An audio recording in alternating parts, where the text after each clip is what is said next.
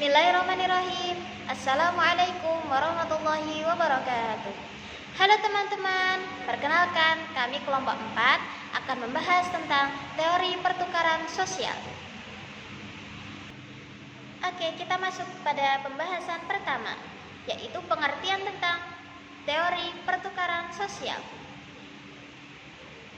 Teori pertukaran sosial itu sering disebut dengan social exchange theory, yang mana social exchange theory ini merupakan interaksi antar individu yang melakukan sebuah pertukaran, entah itu jasa, entah itu benda, ataupun uang. Ada dua orang tokoh yang berpendapat, yaitu yang pertama ada Tibaut dan ada seorang ilmuwan yang namanya Kelly, berpendapat bahwasannya teori yang paling mendasar pada teori pertukaran sosial atau yang bisa disebut dengan social exchange theory ini adalah setiap orang itu termotivasi pada kepentingan pribadi atau self-interest. Baik, kita mulai dari pembahasan yang pertama, yaitu tentang tokoh-tokoh pencetus teori pertukaran sosial. Yang pertama ada Marcel Mauss. Beliau adalah seorang antropolog asal Perancis yang menuliskan buku dengan judul The Gift, atau yang artinya pemberian. Menurut Mauss, pertukaran bukan hanya sekedar soal ekonomi atau jual beli, tetapi juga merupakan praktek sosial dan moral. Dalam pandangannya, ada 3 kewajiban utama dalam pemberian, yaitu memberi, menerima, dan membalas. Jadi pemberian itu tidak boleh dianggap hal yang netral saja, melainkan punya konsekuensi sosial. Bahkan kalau sebuah pemberian ditolak, hal itu bisa dianggap sebagai tanda permusuhan. Dari sini bisa dilihat bahwa bagi Marcel Mauss, pertukaran sosial adalah cara manusia membangun hubungan sosial, ikatan moral, dan solidaritas. Jika yang pertama tadi ada Marcel Mauss, yang kedua ada George Humans. Ia seorang sosiolog Amerika yang mengembangkan teori ini dengan pendekatan psikologi perilaku atau behaviorisme serta ekonomi dasar. Dalam bukunya yang berjudul Social Behavior: Its Elementary Forms, Humans melihat interaksi sosial sebagai pertukaran aktivitas, hadiah, dan biaya. Konsep utamanya adalah prinsip distributive choice, artinya imbalan harus sebanding dengan pengorbanan atau investasi yang dikeluarkan seseorang. Ia juga membuat beberapa proporsi penting, misalnya jika suatu tindakan diberi imbalan, maka tindakan itu kemungkinan besar akan diulang, dan semakin tinggi nilai hasil yang diterima, semakin besar pula kemungkinan orang akan mengulang tindakan tersebut. Jadi, Humans menekankan bahwa manusia bertindak secara rasional berdasarkan hitungan untung rugi, tetapi dalam konteks interaksi sosial. Tokoh yang berikutnya ada Peter M. Blau. Berbeda dengan Humans yang fokus pada level individu, Peter membawa teori ini ke level yang lebih luas. Dalam bukunya yang berjudul Exchange and Power in Social Life, ia menjelaskan bahwa pertukaran individu bisa berkembang menjadi struktur sosial yang lebih kompleks. Menurut Peter, prosesnya dimulai dari pertukaran antar individu, lalu terjadi diferensiasi status dan kekuasaan, kemudian legitimasi organisasi, dan akhirnya dapat melahirkan oposisi maupun perubahan sosial.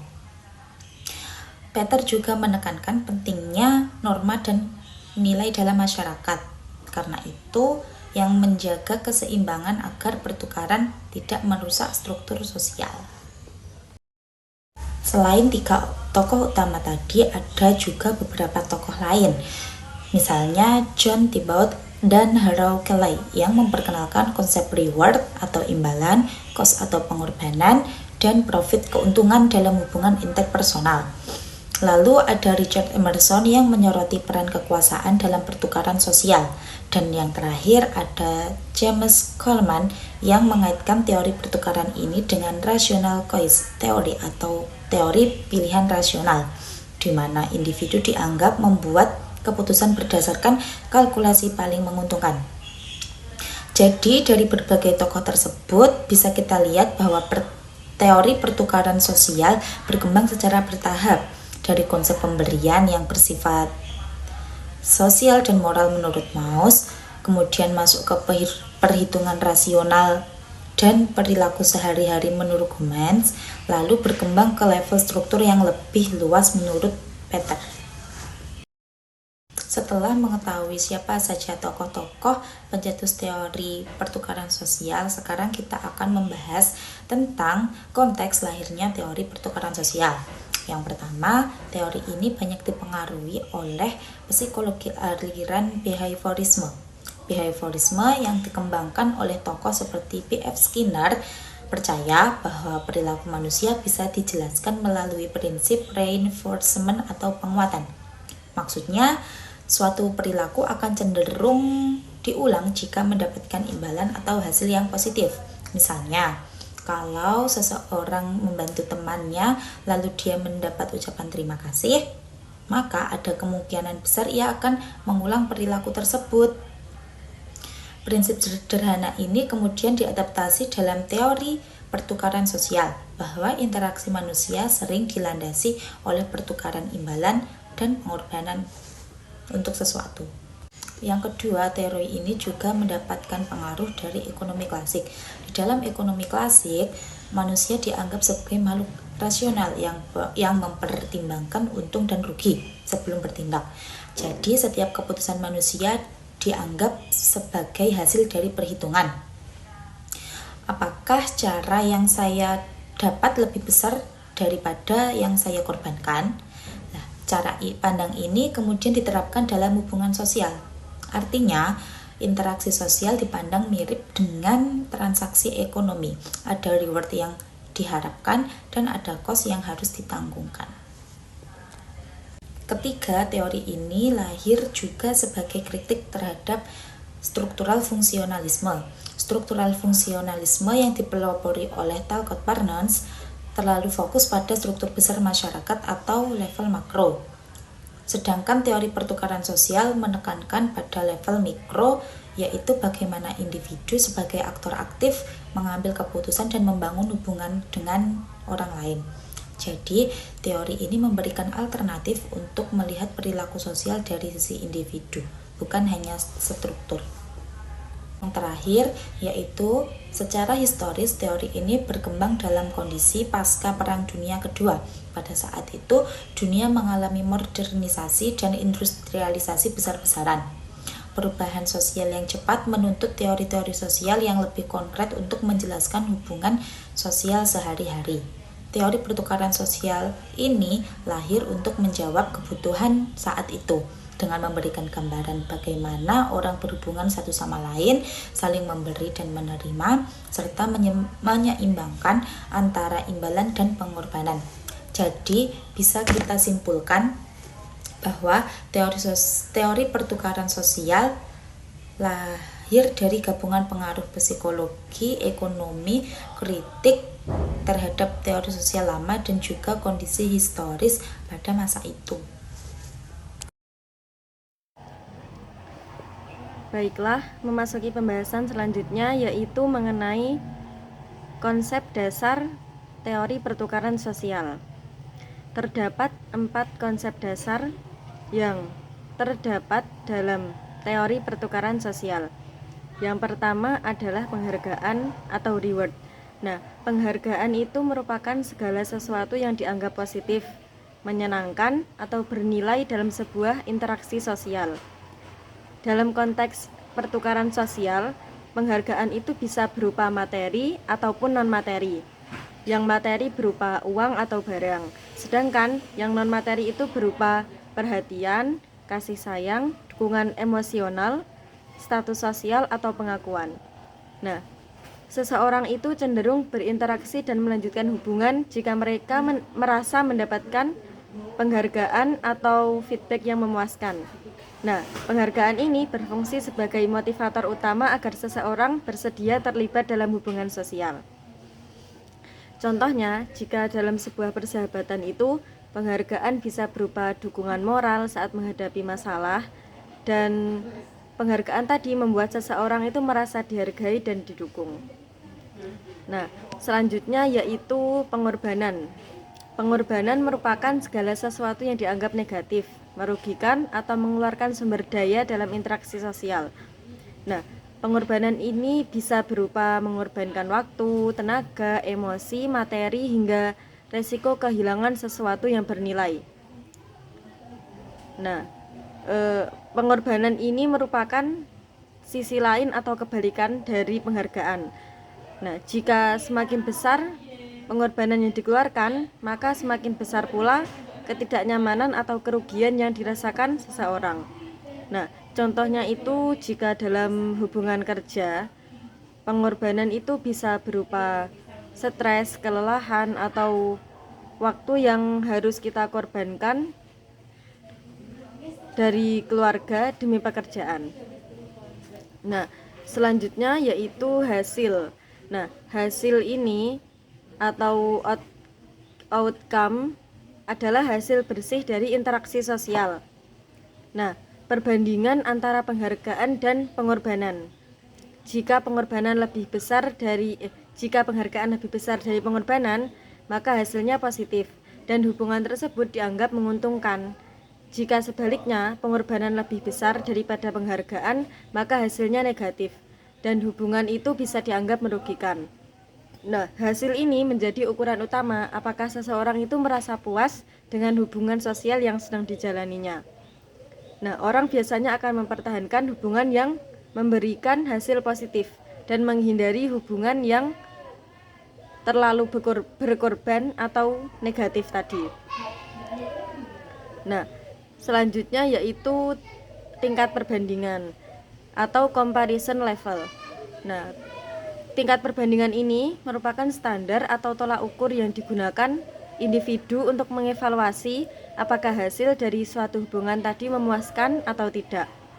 Biasanya standarnya atau tolak ukurnya itu terbentuk dari pengalaman masa lalu, harapan, nilai-nilai, dan norma sosial yang dimiliki seseorang.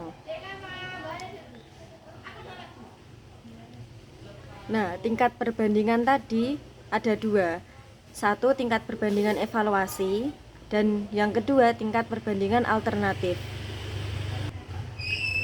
Tingkat perbandingan evaluasi ini merupakan standar yang dipakai seseorang untuk menilai apakah hubungan yang sedang dijalani tadi sudah memuaskan berdasarkan pengalaman dan harapan sendiri. Nah, sedangkan tingkat perbandingan alternatif itu standar yang dipakai seseorang untuk menilai apakah ada pilihan hubungan atau situasi lain yang lebih menguntungkan dibanding hubungan saat ini. Jadi lebih singkatnya seperti dari hasil tadi, jika hasil yang dirasakan lebih tinggi daripada jika seseorang merasa puas dengan hubungannya sebelumnya, maka standar seseorang dalam hubungan yang sedang dijalani saat ini, jika dia tidak merasa puas dengan standar sebelumnya, maka dia tidak merasa puas dan cenderung mencari alternatif lain dalam hubungan tadi. Selanjutnya yaitu kritik terhadap teori pertukaran sosial dari beberapa ahli. Nah, salah satu ahli yang mengkritik teori pertukaran sosial adalah Catherine Miller. Beberapa yang dikritisi yaitu teori pertukaran sosial itu mengurangi interaksi manusia ke sebuah proses yang benar-benar murni yang berkembang dari teori ekonomi. Yang kedua, teori pertukaran sosial itu menekankan pada adanya keterbukaan dan kebebasan dalam hubungan. Namun ada kalanya sebuah keterbukaan itu bukanlah pilihan yang terbaik dalam suatu hubungan. Selanjutnya, teori pertukaran sosial mengasumsikan bahwa tujuan utama hubungan adalah kedekatan atau keakraban. Namun hal itu tidaklah selalu menjadi kasus. Selanjutnya, implikasi bagi komunikasi. Nah, kritik tersebut disampaikan oleh Michael Roloff. Teori pertukaran sosial memiliki berbagai implikasi untuk memahami aspek-aspek interaksi. Nah, diantaranya adalah sebagaimana yang akan dijelaskan. Nah, interaksi dapat dipandang sebagai pertukaran sumber daya simbolis. Kemudian interaksi juga mengandung makna negosiasi terhadap berbagai sumber daya pertukaran. Nah, selanjutnya interaksi juga mengandung makna di mana setiap individu itu menciptakan hubungan pertukaran dan jaringan. Yang terakhir, interaksi juga mengandung makna di mana setiap individu mengelola dan memperbaiki hubungan pertukaran dan jaringan. Nah, kritik utama terhadap teori pertukaran sosial dari George Homans meliputi pandangan yang terlalu fokus pada motif ekonomis dan kalkulasi keuntungan juga kerugian dari individu, mengabaikan aspek-aspek spiritual, emosional, dan altruistik dari perilaku manusia. Nah, teori ini juga dinilai terlalu mekanistik dan reduksionis karena cenderung menyederhanakan penyebab perilaku kelompok hanya pada satu keinginan atau motivasi dari seseorang, serta mengabaikan pengaruh struktur sosial, budaya, dan beberapa faktor lingkungan yang lebih luas. Selain itu, realitas hubungan sosial yang lebih kompleks daripada transaksi pasar murni itu membuat sulit untuk diprediksi secara akurat.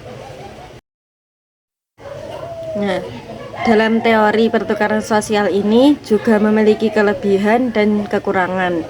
Menurut pendapat dari Catherine Miller, teori pertukaran sosial ini memiliki beberapa kelebihan dan kekurangan. Nah, kelebihannya yaitu teori pertukaran sosial itu sangat sederhana. Jadi memungkinkan bagi sebagian besar orang untuk memahami asumsi-asumsi umum yang terkait.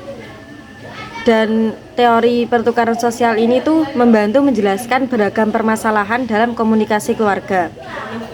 Dan pengetahuan yang baik mengenai teori ini dapat memberikan keseimbangan dalam suatu hubungan. Dan kekurangan dari teori pertukaran sosial ini adalah jika teori pertukaran sosial ini dipandang sebagai proses yang berlangsung satu arah. Dan asumsi yang menyatakan bahwa orang siap untuk menghentikan hubungannya dengan orang lain itu karena jika tidak sesuai standar dari hubungan kita yang selanjutnya, maka kan seseorang itu kan akan merasa tidak puas dan kurang bahagia. Kemudian skala biaya lebih tinggi dibandingkan dengan keuntungan yang diperoleh dinilai tidak selalu akurat. Nah, pertukaran sosial ini menempatkan hubungan ke dalam struktur linear ketika beberapa hubungan melewatkan tahapan-tahapan kedekatan. Oke, kita masuk ke pembahasan selanjutnya, yaitu pandangan Islam terkait teori pertukaran sosial atau social exchange theory. Tentu akan dibahas melalui Al-Quran dan As-Sunnah. Pandangan Islam terkait teori pertukaran sosial ini ialah pertukaran sosial ini menimbulkan suatu timbal balik antar manusia yang saling menguntungkan, yang saling simbiosis mutualisme, yang saling bekerja sama, seperti itu. Lalu dalam sisi lain, dalam pandangan dimensi ukhrawinya, maka teori pertukaran sosial ini menimbulkan atau menghasilkan sebuah pahala dan ridho Allah yang mana menjadi sebuah tujuan, yang mana menjadi sebuah tujuan utama ketika kita melaksanakan sebuah amal. Dijelaskan dalam Al-Quran surah Al-Zalzalah ayat 7-8, dijelaskan bahwasannya may ya'mal mithqala dzarratin khairan yarah wa may ya'mal mithqala dzarratin syarran yarah. Jadi barang siapa yang mengamalkan sebuah khair, kebaikan sedikit saja seperti sebiji zarrah, sebiji sawi, maka dia akan mendapatkan sebuah pahala, ya. Yang sedikit saja dinilai, apalagi yang besar. Jadi jangan pernah tanggung-tanggung untuk melaksanakan sebuah kebaikan. Kebaikan pasti nanti akan timbal baliknya kepada kita sendiri. Jika kita bisa membantu orang lain, maka kita sendiri akan dipermudah oleh Allah. Dari segi hadis, Rasulullah SAW pernah bersabda, barang siapa yang memberi kemudahan pada kesulitan sesama mukmin, maka Allah Subhanahu wa taala akan memudahkan baginya urusan di hari kiamat. Maka dari sini Rasulullah pun menjelaskan bahwasannya kita ini dalam berukhuwah, kita harus saling menguntungkan. Kita harus saling memberi bantuan kepada sesama umat muslim atau umat mukmin lainnya, agar senantiasa kita dapat mendapatkan ridha Allah dan senantiasa mendapatkan pahala darinya. Dari segi ukhrawi kita mendapatkan sebuah keuntungan, dari segi sosial pun kita mendapat sebuah keuntungan.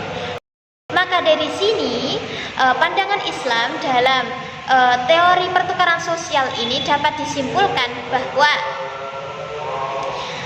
teori ini mempunyai keuntungan, sama-sama menguntungkan dan menyeimbangkan antara kehidupan dengan ukhrawi kita. Dalam kehidupan bisa membawa kita kepada kerukunan, keseimbangan sosial, harmoni sosial. Dan dari segi ukhrawinya, dari segi keagamaannya, maka kita akan mendapatkan sebuah pahala dari Allah dan bisa meringankan beban kita ketika nanti di akhirat kelak. Kesimpulan, teori pertukaran sosial itu menjelaskan hubungan antar manusia sebagai proses pertukaran untuk memaksimalkan keuntungan dan meminimalisir kerugian. Nah, perilaku sosial terjadi karena orang terlibat dalam perhitungan biaya dan manfaat untuk memaksimalkan keuntungan dan meminimalkan kerugian dalam hubungan mereka. Nah, jika suatu hubungan tadi dinilai memuaskan, baik, dan imbalannya lebih besar daripada pengorbanan, maka akan berlanjut. Jika pengorbanannya lebih besar daripada imbalan, maka hubungan tersebut lebih baik dihindari atau diakhiri. Nah, dipengaruhi oleh behaviorisme dan ekonomi klasik. Namun, meski berguna untuk memahami motivasi individu dalam suatu relasi di antara makhluk sosial, teori ini dikritik karena terlalu rasional dan mengabaikan aspek emosional, spiritual, dan konteks sosial yang lebih luas.